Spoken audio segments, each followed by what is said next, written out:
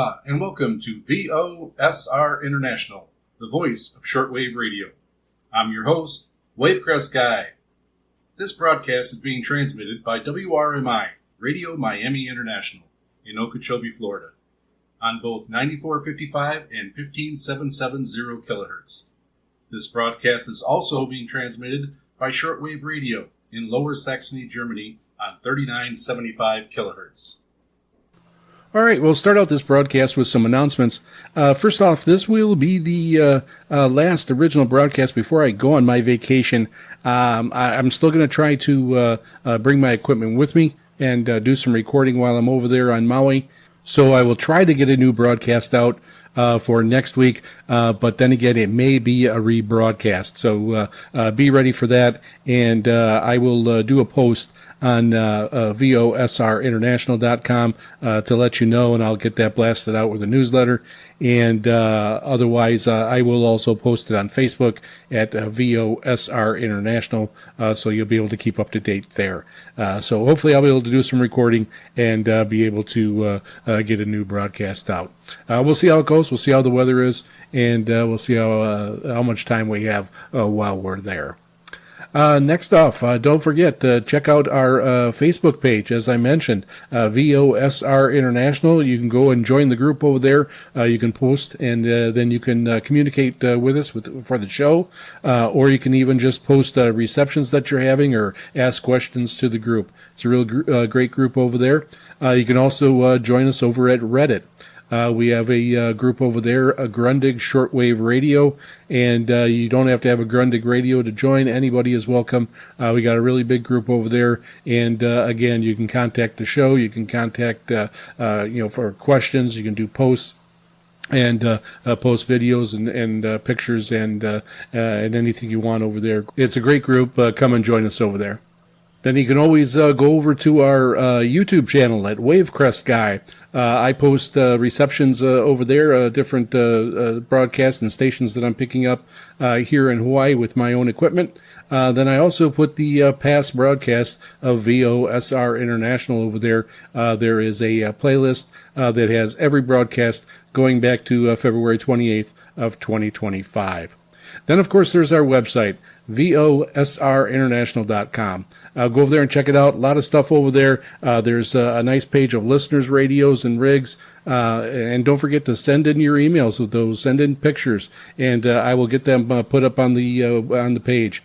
But some really nice radios, some nice old stuff, and of course some nice newer stuff, and people taking them around. Pictures of them, out in parks, out by lakes.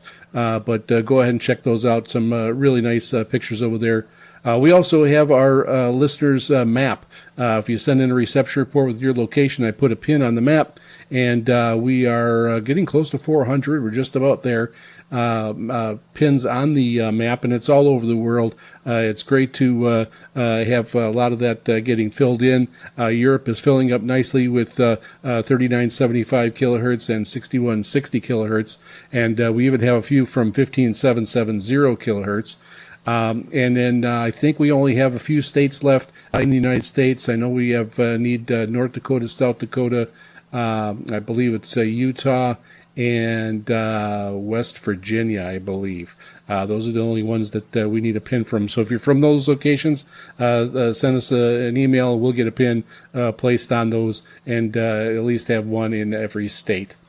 And then also, we do have some merchandise over there. You can support the channel or the broadcast by going over and checking out our merchandise at VOSRinternational.com. We've got notepads, we've got can coolers, we've got hats, T-shirts, desk pads, some really nice stuff over there, and that'll help me purchase some airtime to keep the broadcast going out. And also, while you're there, you can sign up for our newsletter. So if anything, changes with the schedule or any new things happen, any announcements, I will, when I do a post, I send it out as a newsletter. Then you'll be able to keep up to date with everything going on with VOSR International. And lastly, I'd like to do another call out to any listeners out there that want to do a guest segment. Do a segment just telling how you got in the hobby, why you like it, tell us about your equipment. Those are usually great starting segments to do. But then also, if you want to talk about a certain receiver, talk about certain radio antenna equipment, that'd be great. So it's very easy to do. You could use any type of recorder, just has to be an MP3 format. And so send me an email, and we can get that going. Send your emails to VOSRINT@yahoo.com. That's VOSRINT@yahoo.com, or you can head over to our website at VOSRinternational.com, and you can click on the mail icon and contact us that way. All right, now on with the show. All right, so we're going to start out this first segment here with a guest segment, and this one is going to be from a regular listener, Liam, who is a 17-year-old shortwave listener. And this kind of came about, he had sent me a reception report email, and he had been already listening for quite a while. And he sent an email describing his reception, and he was saying that the reception kind of cut out when I was talking about contacting us here. And so he didn't know what I was mentioning. So I mentioned it was about doing a guest segment. And when I answered him, and he was interested right away, and went ahead and did a segment. Did it pretty quick. So it's amazing. How fast it can move along. I just said when you do the segment, I need an MP3 format, and he went ahead and did that. And then the next day, I got the file that he sent me. So thank you so much for this segment, Ian, and hope everyone enjoys it. So the mic is yours, Liam. Hello everyone, my name is Liam, and I am a shortwave listener up here in Berthoud, Colorado in the USA. And I was listening to the broadcast of VOSR International on the 1st of May, and I was hearing Jeff talk about having guest segments on his program about how people have gotten into the shortwave hobby and a bunch of other stuff too, and I was like, hey, this would be a great idea, so here I am. I got into shortwave radio. Well, there's really two ways I see people get into shortwave radio nowadays. The first option is people who tune units who have shortwave bands on them, and then they hear a foreign station, they're like, wow, this is really cool. And then the other way that I see common now, and this is how I got into shortwave, is through the buzzer, UVB-76, the military station up in Russia, because everybody still says, oh, it's mysterious and all this stuff. And turns out it was really just a military station, but that was back in 2021. And I had learned about this web SDR in the Netherlands, and I started listening to the buzzer and all these number stations and stuff. And that was kind of really the intro into shortwave for me. And it wasn't really that big. I'd kind of occasionally listen to this number station stuff. And then in early 2022, and this is where I kind of promote the buzzer story, really is for the fact of, at least I hope, that people get into it, do what I did, and become a little curious and start tuning around the bands. And that's what I started doing. And I started hearing these other broadcasts on these web SDRs. And in fact, the first broadcast I actually listened to in English was the English broadcast from Radio Romania International in DRM mode to Europe. Thank goodness I listened to Radio Romania, since they have programming dedicated to their international shortwave audience. And I was like, wow, this is really cool. And so then it kind of became a thing that I was tuning these web SDRs around the world.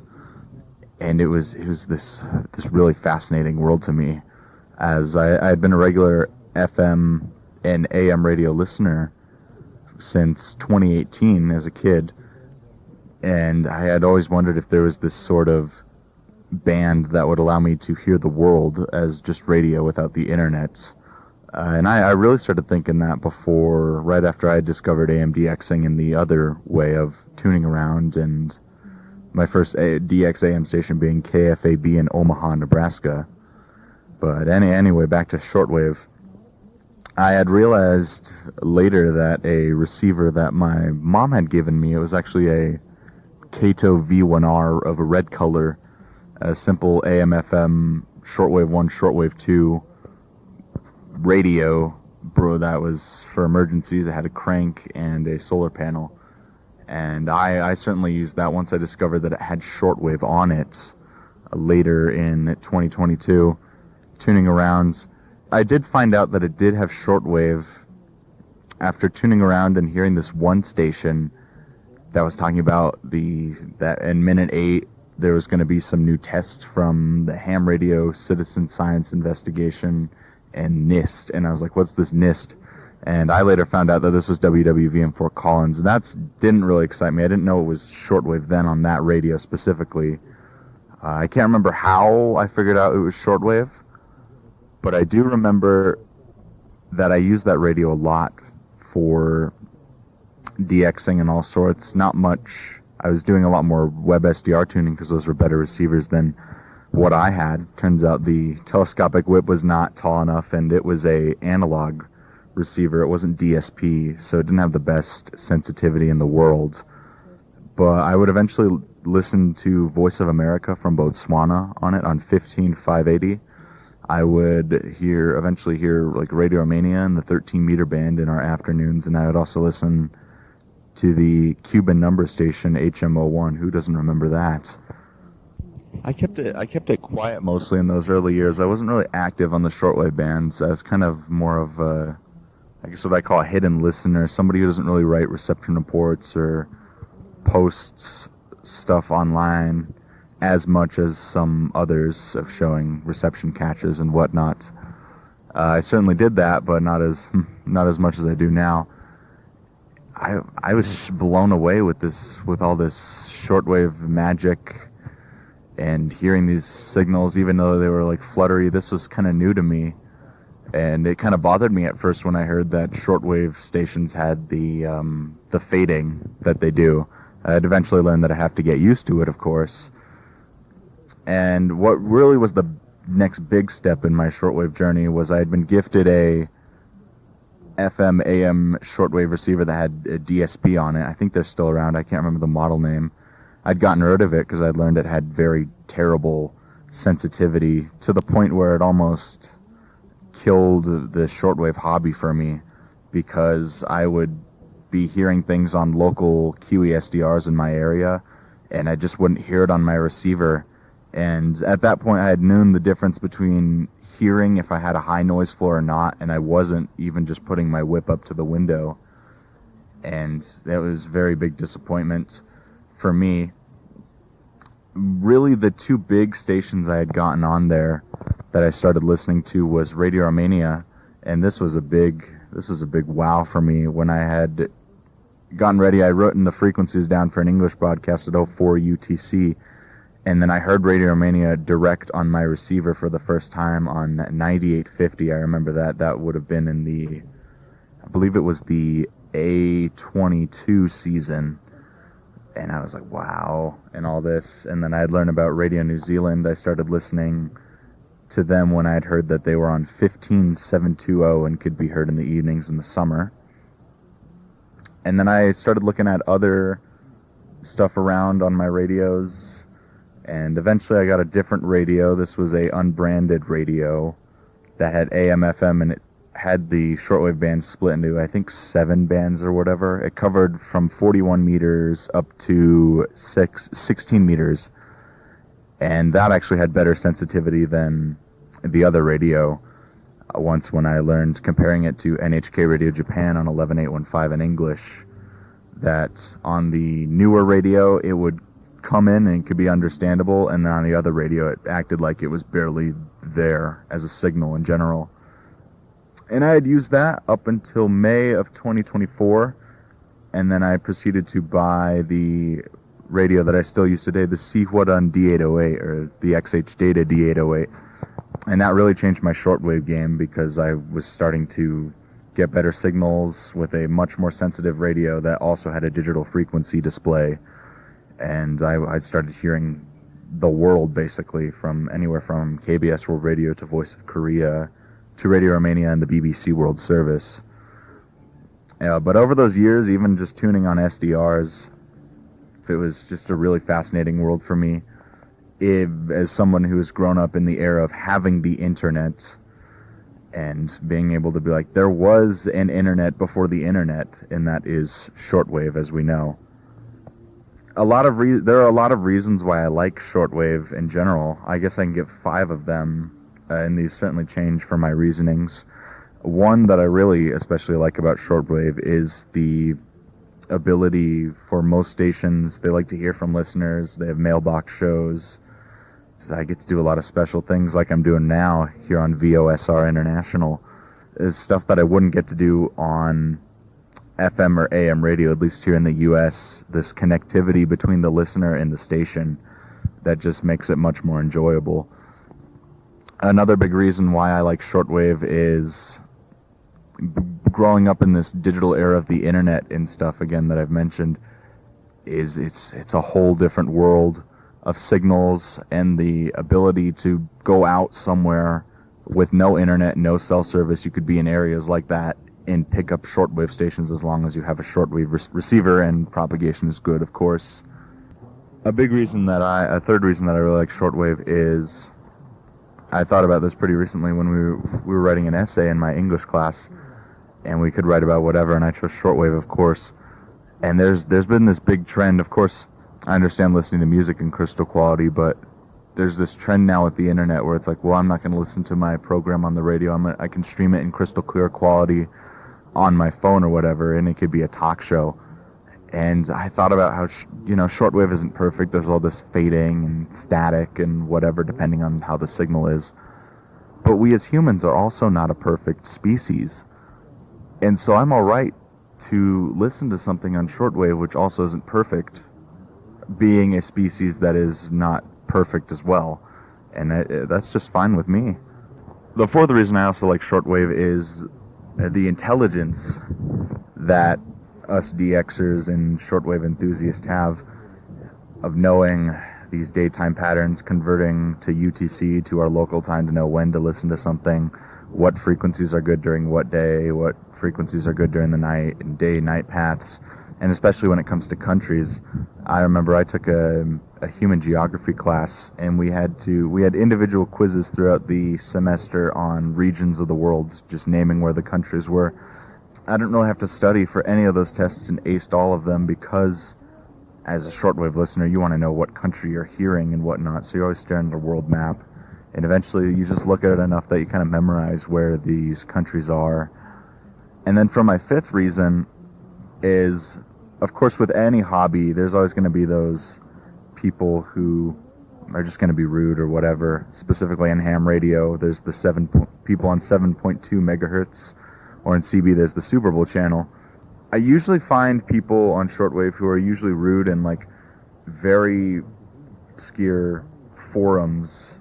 Unlike most other hobbies that I've been into, I feel like shortwave has been a very welcoming one. There's a lot of nice people in this hobby and people who are happy to see other newcomers join and whatnot, because even just going into the rudeness category, there have been some hobbies that I've tried to join where people are just like, we don't want you here, get out. And shortwave hasn't been one of those. You could even certainly survive without even going on the internet and think of shortwave as just a 100% nice and welcoming hobby, because that's how welcoming it has been, at least in my experience with the hobby. I'm sure other people have something else to say to that, but mostly for me it's been pretty nice and fun. Now, as for my favorite radio stations, I'd say on shortwave, I could really give the top 5, and a lot of these are the big broadcasters on the air still, and I guess this would mostly be a category of which ones I listen to the most, because I like all sorts of stations, even the hobby programs on WRMI and the big broadcasters. But I'd say my first and number one radio station that I really like on shortwave, which has been updated pretty recently, there was a former station that had the number one spot since 2022. But the number one that I like is Radio New Zealand. They always have good signals here. especially in the mornings. I can rely on them whenever, whether it's 7390 in the winter, 7440 in the summer, whether it's the programming of RNZ Pacific or the relay of RNZ National. It's still quite interesting to hear Radio New Zealand.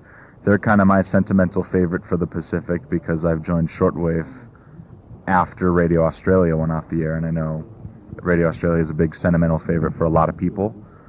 Number 2, I would say, is Radio Nacional Amazonia. I don't understand Portuguese, but I love the music on their station, or even in general, whether it's a program on talk, I just listen because they have such great signals here.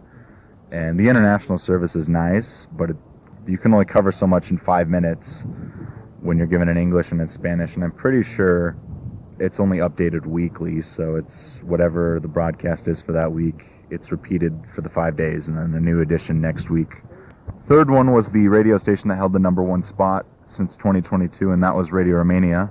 I love all the sorts of the programs they have, whether it's the DX mailbag or the music programs or the Inside Romania news, sports, etc.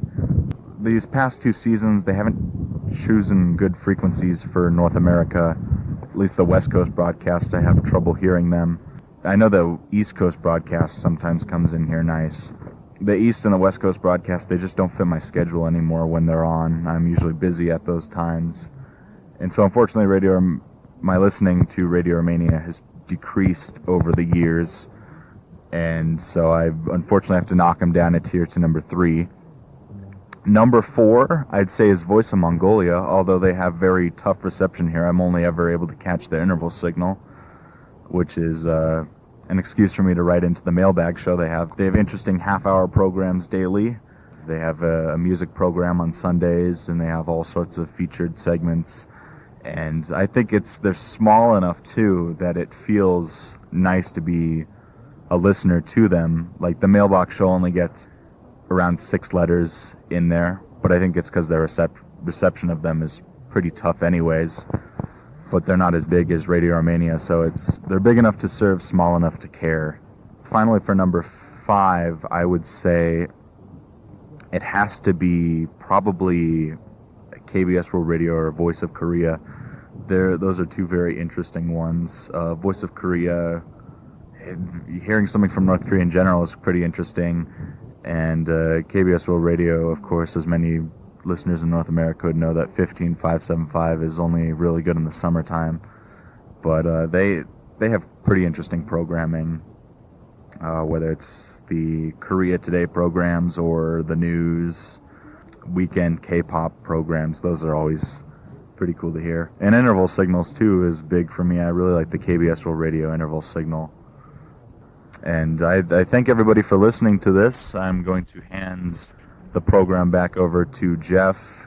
And once again, thank you, Jeff, for, first of all, proposing this idea to us on VOSR and the ability to let us come on the air and say our piece. Thank you very much.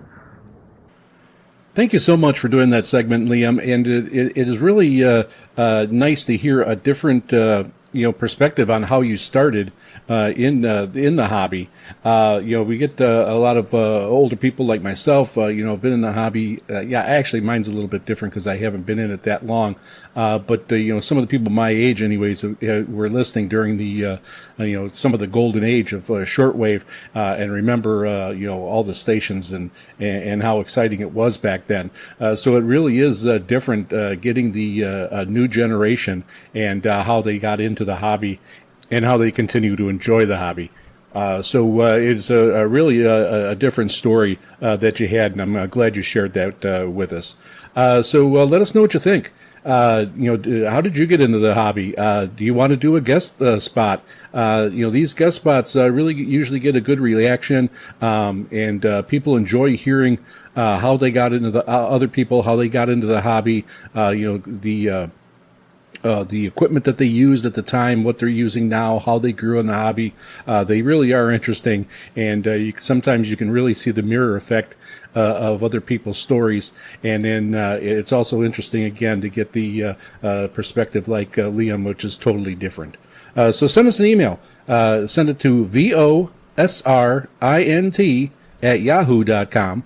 That's VOSRINT VOSRINT@yahoo.com, or head over to our website at VOSRinternational.com, and you can click on the mail icon and contact us that way.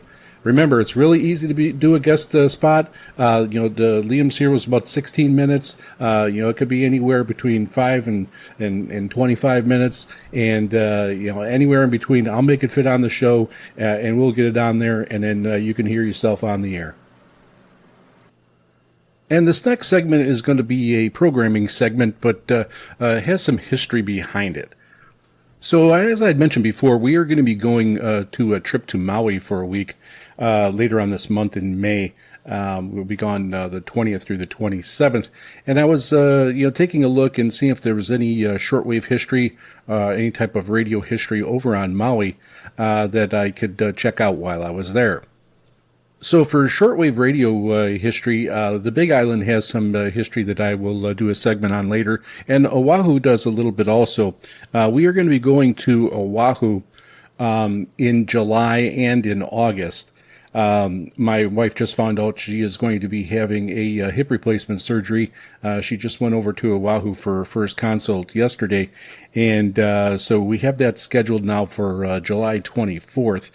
So we are going to be over on Oahu for a few days.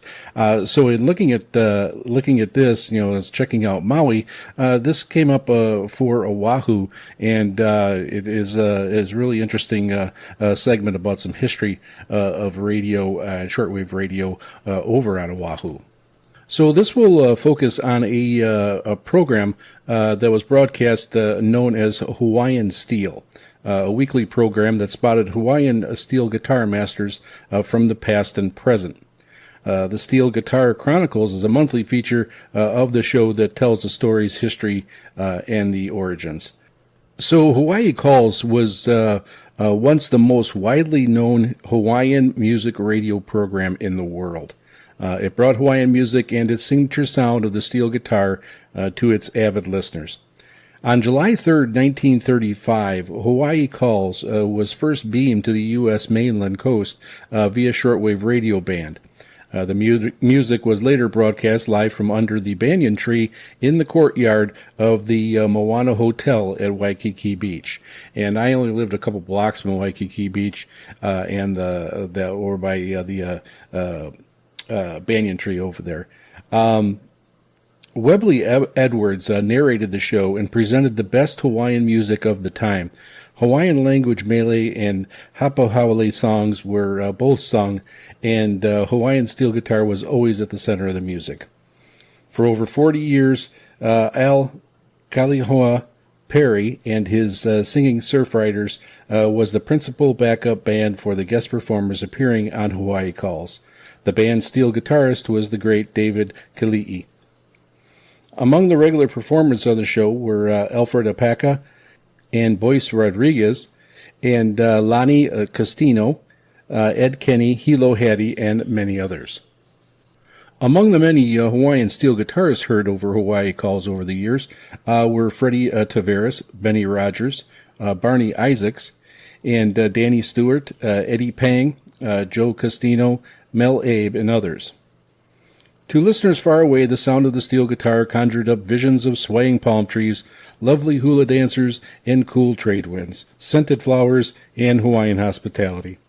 It was also an effective advertisement for Hawaii tourism. In the 1950s, the show was switched from live over the shortwave to tape shows that were sent to radio stations. At its peak in 1952, Hawaii Calls was broadcast over at 750 radio stations worldwide. The decline of Hawaii Calls began in 1960 due to the popularity of television and changing tastes in widespread music. And on August 16, 1975, the last Hawaii Calls show was broadcast over the air. Today, music of the original cast of Hawaii Calls show is available on CD to fans of Hawaiian music. Dozens of albums entitled Webley Edwards Presents Hawaii Calls were released by Capitol Records. The songs include a popular Hawaiian hapahaole and steel guitar instrumentals. A new generation of enthusiasts can still listen and appreciate the great Hawaiian steel guitarists of Waikiki's past. Now, Hawaiian Steel with Jerry Veldres is broadcast live every Tuesday from 5 p.m. to 8 p.m. Hawaii Standard Time on Manoa Radio and Wailuku, Maui, Hawaii, KMNO. That is 91.7 FM on the radio dial. You can stream that also live at manoaradio.com. Listeners can also access the online archives for the previously recorded programs. In researching this, I was able to come across an intro that was used to start the show, Hawaii Calls, and I'm going to play that right now. It's about a 45-second clip. This is a call from Hawaii. And here we meet again beneath the mighty Moana banyan tree beside the sea.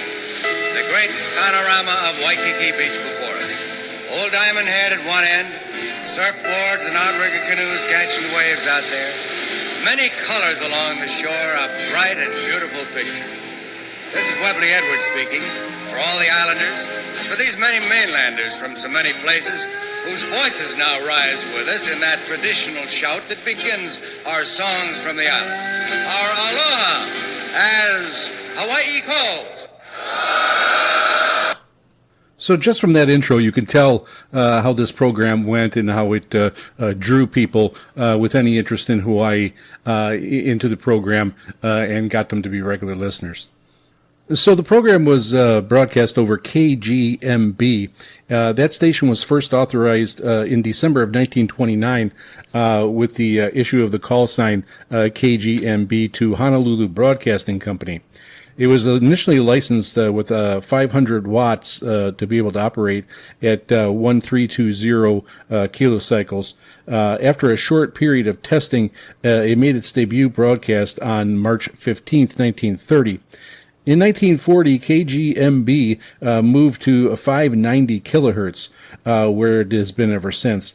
Prior to the December 7th, 1941 attack on Pearl Harbor, KGMB was asked to broadcast music in order to provide long-range guidance in flight of the Boeing B-17 Flying Fortresses on their way to Hawaii from the mainland. Japanese aircraft used the same transmission for guidance while approaching the islands to make their bombing runs. During the attack, KGMB dispatched reports to CBS Radio, which in turn were cited on air by John Charles Daly, who anchored the network's coverage of that day's news.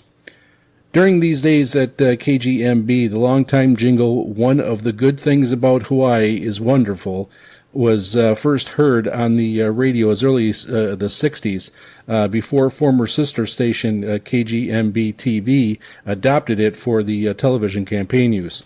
The jingle is still in use at the end of KGMB's weekly morning broadcast, Hawaii News Now Sunrise at 7 a.m., where the jingle plays during the copyright holder. The jingle was produced by Pam's Productions at the time, and which has since been acquired by Jam Creative Productions. When this show came on the air, listeners were convinced that they were hearing sound of waves pounding on the surf. According to historian Lorian Rumar, they were likely hearing alternative sound waves on their radio sets. But host Webley Edwards picked up on it, and he began opening every performance by holding the microphone toward the ocean and proclaiming the sound of the waves on the beach at Waikiki over an alluring steel guitar background.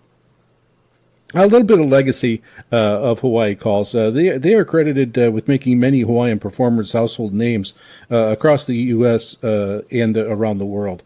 The show also occasionally featured performers from other parts of the world who sang and played Hawaiian music. Hawaiian singer Haleloke Kahaupua from Hilo was as a featured vocalist. She was discovered by Arthur Godfrey when he was in Hawaii on vacation in 1950. He brought her to New York and made recordings with Godfrey playing his ukulele, accompanied by Archie Blair's orchestra. During the height of the show's popularity in 1950s and into the 1970s, Weebly Edwards served as the role of producer of numerous records released by Capitol Records label under the title of Weebly Edwards Presents Hawaii Calls. The albums contained renditions of the popular Hawaiian and Hapahaole songs arranged by the Hawaii Calls musicians. In later years, when the show went off the air in 1975, only 10 stations were airing it. The termination of the subsidy was one of the reasons that the show went off the air. In 1992, Hawaii Calls, hosted by Bill Bigelow, was revived for a one-year run at the Hilton Hawaiian Village, but it failed to attract enough financial support to continue. A one-night Hawaii Calls show that combined live performance and archival video and audio material was presented to the Hawaii Theater in Honolulu on Friday, November 14, 2008. The show was co-produced by Burton White, artistic director of the Hawaii Theater.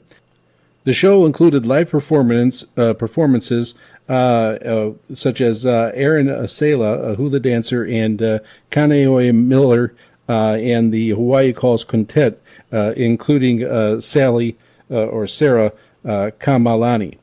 And also archive performances of Alfred Apaka and Hilo Hattie and others. Weebly Edwards was also introducing some of the archival performances and audio clips of his voice that were used to introduce most of the live performances.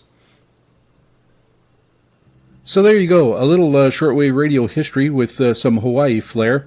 Let me know what you think. Send us an email at VOSRINT@yahoo.com. That's VOSRINT@yahoo.com.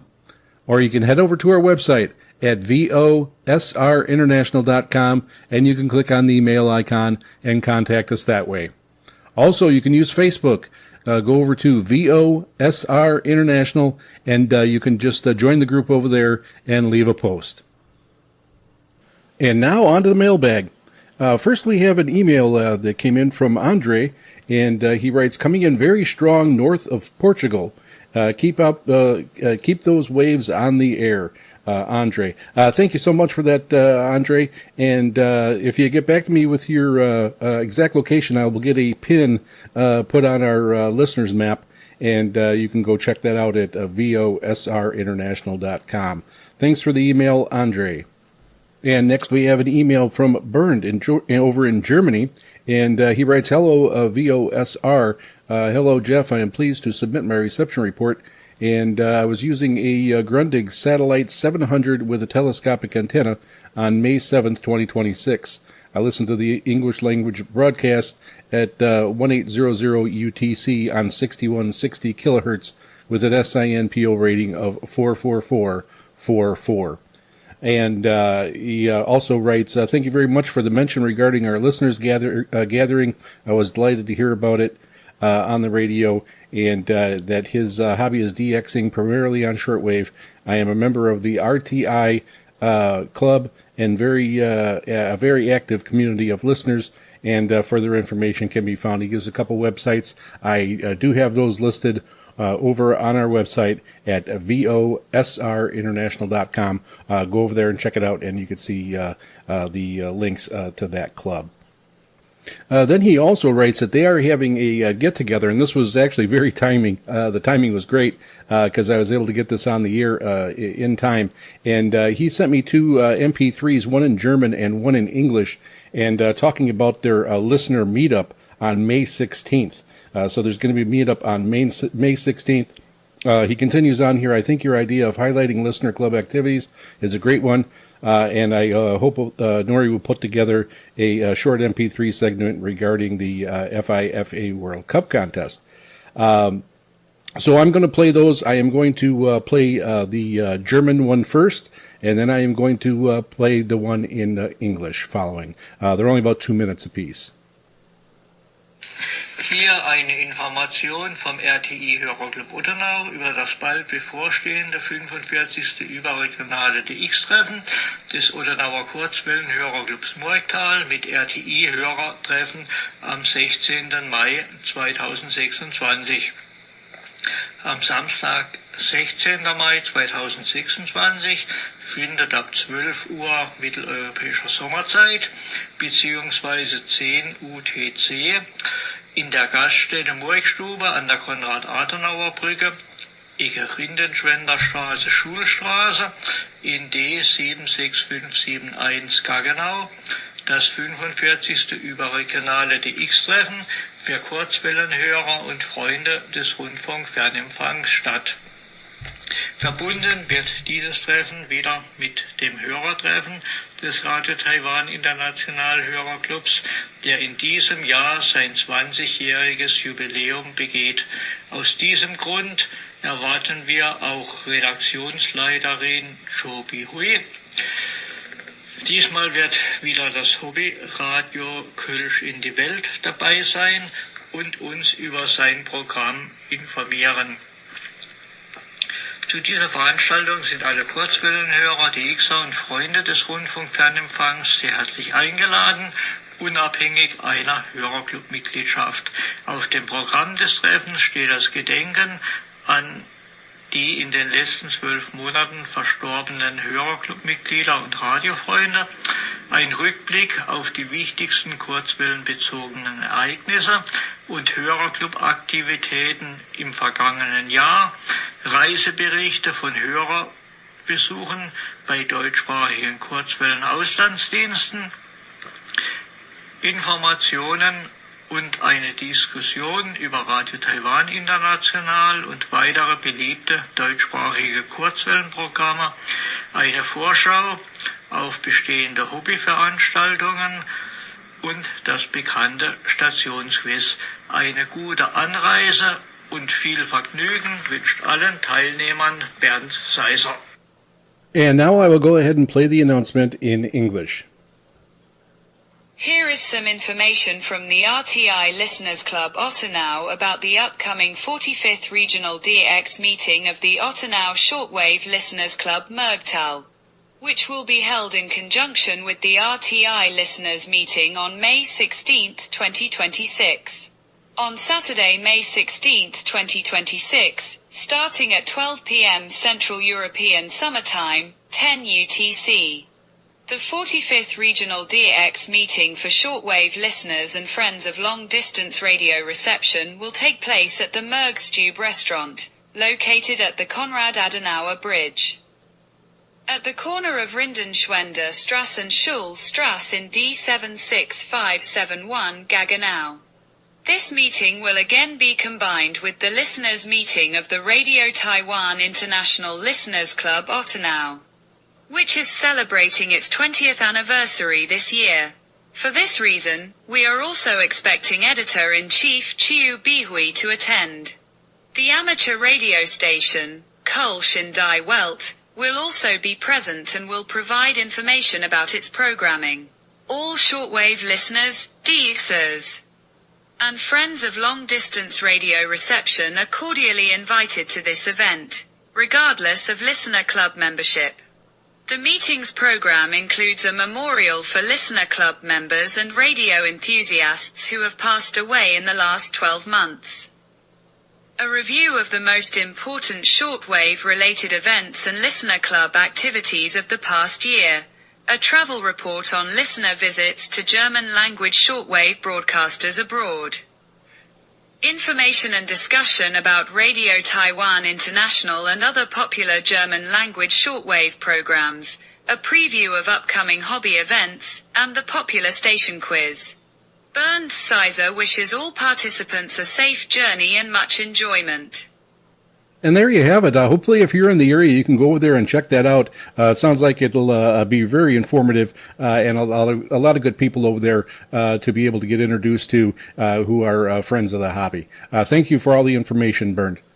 And next we have an email from Luca from Genova, Italy. He writes, Dear Serves, I have the hobby of catching distant broadcast stations in my town of Erpelio.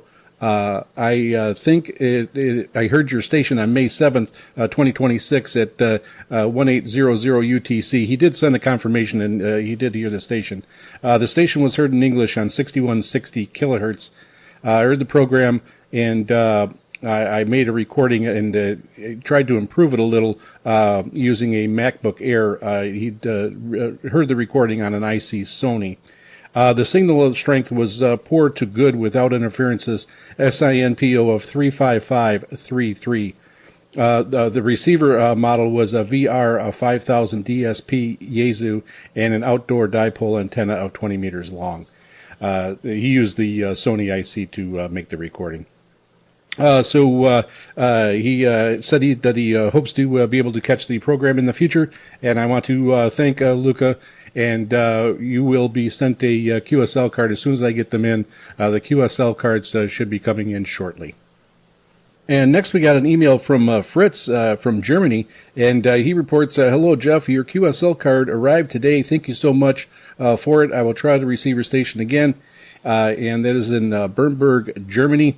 And this will give you a little bit of an idea how long these QSLs take to get in the mail. That came from, of course, my home here in Molokai, Hawaii, and went all the way to Germany and took about 1 month. So that is going to conclude our mailbag segment. I'm kind of running in between shows here because we're getting ready for our trip over to Maui. But keep those emails coming, keep the reception reports coming in, and of course all your comments about the broadcast. Send your emails into VOSRINT@yahoo.com. That's VOSRINT@yahoo.com. Or you can head over to our website at VOSRinternational.com, and you can click on the mail icon and contact us that way. Also, if you're on Facebook, head over to VOSR International, and you can do a post over there when you join the group, and then I will also read those comments over the air. And now an equipment segment. This one is going to be a little bit different. I talked about this months ago, actually, when one of the first broadcasts that I had, and I was talking about logbook and logging SWL receptions, and was wondering what other people actually do and how they log their receptions, or even if they do at all. Now, I know that there is a logbook out on Amazon. And it's just a simple shortwave radio logbook. And it's listed here as an A5, and it's 6 by 9 inches and 106 pages. And basically it has just the 3 entries per page, so you can actually fit quite a few logs on here. And so you can just fill them in. The entries include, you can put the date and the time, you can put the call sign, and usually in that area I'm putting the frequency. But some of the stations like WRMI do have call letters like that. But this can also be used for ham radio logs also. That also has a spot for language, the transmitter site, the signal clarity and strength rating, and then 5 lines that you can write notes in. And I actually started out just using a notebook myself, just a regular paper writing notebook that you'd buy for school, and I started making entries that way. I did come across that notebook on Amazon that I just went over, and I did start to use that also. But one of the main ways that I kept track was a Google map, just like I use for our listeners' pins. And I put a pin on the transmission site, and then there was information in there. I can just add as much information as I wanted on that pin. And I usually, as a label, I put down the frequency and maybe the location. So that's one way I did it early on, and which is pretty nice because you can take a look at the map, you can fill it out, and then you can just hit on the pin and the information comes up. When you're using the paper notebook, sometimes it could be a little bit hard to go back and find something. Although going by date usually works pretty good, that you can flip back, because the way the notebook is, of course, it'll just continue on your date range. So as long as you have a rough idea about the date, you should be able to find what you're looking for. Where the pin, you're going to have to know the location, know the frequency number, to be able to find any information that you had on that transmission that you picked up. Some also like to keep track of the distance, how far the transmission was picked up to your location, and that is an important part of it too. I know my farthest, I believe, is Madagascar, which to me is about 11,000 miles to be able to pick up. So I've got quite a few under that. And being in Hawaii, there's a lot of transmissions going on in Asia. So I do get a lot from that area, and I get them really good. And of course, there's China Radio, which goes all over the world, and they have very powerful transmitters. But there's also quite a few smaller countries, smaller islands around here in Hawaii that I'm able to pick up some of the transmissions pretty well. The Philippines, for example, and Guam, when they were going on, I was able to pick that up. Vanuatu, those type of transmissions, you can pick those up over here in Hawaii quite a bit better most of the time than being over on the mainland of the U.S. Just because they're using a lower power in the location that I'm at. So being over here, I do get some different transmissions that I'm able to pick up. Now, one of the things that I do miss out on quite a bit is over in Europe. I don't pick up many broadcasts out of Europe. I do occasionally get some out of the UAE, and I've gotten France a couple times, very weak, but I have picked them up. So there are a few that I do get from time to time, but it is pretty rare. Even for me, when I'm checking my broadcast out of Germany from shortwave gold, I go on a Kiwi SDR, web SDR, and pick up the broadcast that way. Then I'm able to grab some different locations throughout Europe to see how the broadcast is going out. Using that, and when I get reception reports from listeners, which is helps the greatest, I can get a good idea how propagation was during that broadcast. That's the thing about shortwave, of course, that it varies all the time because of propagation. Now, I'm sure there's others who may have set something up on their computers, a spreadsheet or that type of thing, maybe even use a Word document and send something up. And that could work out pretty well because a lot of times you can search by keywords or that type of thing if you're going back and trying to find something. You can also sort that many different ways, by date, by region. So that can definitely work out too.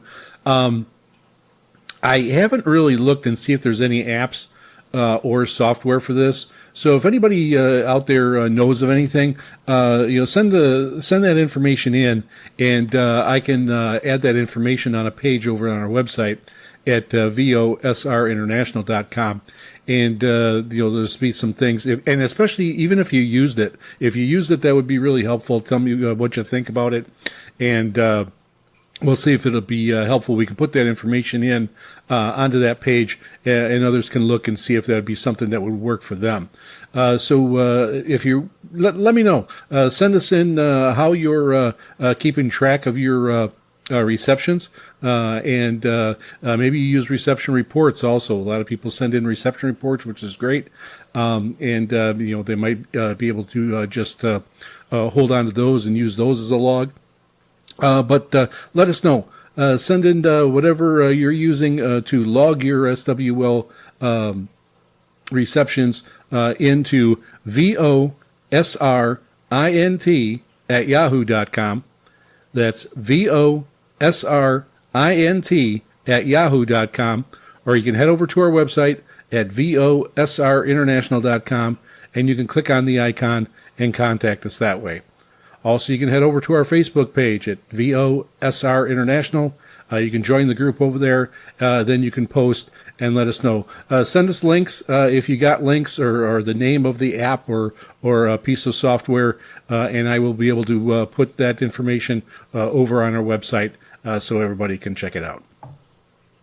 So I want to do a short programming segment because from time to time I go over some of the programming that is on WRMI and some of the new programs that have come out. And I wanted to do the same for Shortwave Radio Gold and go over some of the programs that they have on the air and talk a little bit about their schedule. And you can check all this out. They have their schedule, and I will have a link over on our website. But you can head to shortwaveradio.de, and that's all one continuous, no spaces, and go over there and check that out, and you can check out their schedule from that website. So just going through some of their programs that they have. First off, they have some shortwave programs that might be booked. They haven't booked them yet, but they are on the air. And then they have some from affiliate stations that are booked and they are fixed. Okay, so the programming that might be booked, they have the Breakfast Show with Al Walker, and then they also have the Jazz Hour. It's a SWR Jazz Hour with presenter John Peters. Next, there's the Andy Walker Show from London, UK. And then there's Chris, which is the Chris Icy Show, is multi-language. And then there's the Program Mill with Sean Garrity, and that is also from the UK. And then there's SW, that is Stafford's World with Mark Stafford from the UK also. And then there's AP, Guess the Keyword Show with Andy Peters from the UK. And lastly, they have Letterbox. It's a Letterbox show with Chris, and that's SWR. And then next are the fixed shows. There's TRSW, the Texas Radio Shortwave. There, of course, is VOSR International. We all know that one. Then there's DARC, the Dead Air Radio Crypt. And then also CQS, which is CQ Serenade, with ARN USA, AGDX News, and the World of Radio. And then there's Skyline Radio Germany. And then there's IS Skybird, Imaginary Stations from the U.S. WMR, Weekend Music Radio from Scotland, UK. And Pop Shop Radio from Canada. And there's also Freestyle, which is Freestyle Radio. And Vox Trip, Radio Vox Trip International. So head over to their website, check out the schedule, and check out all the great programming on Shortwave Radio Gold. And that concludes our broadcast. Be sure to catch our broadcasts every Saturday at 0300 UTC on 9455 kHz, and also on Saturdays at 2300 UTC on 15770 kHz, transmitted by WRMI Radio Miami International from Okeechobee, Florida. We are also broadcast by Shortwave Radio Gold in Lower Saxony, Germany on Thursdays at 1800 UTC on both 3975 kHz and 6160 kHz.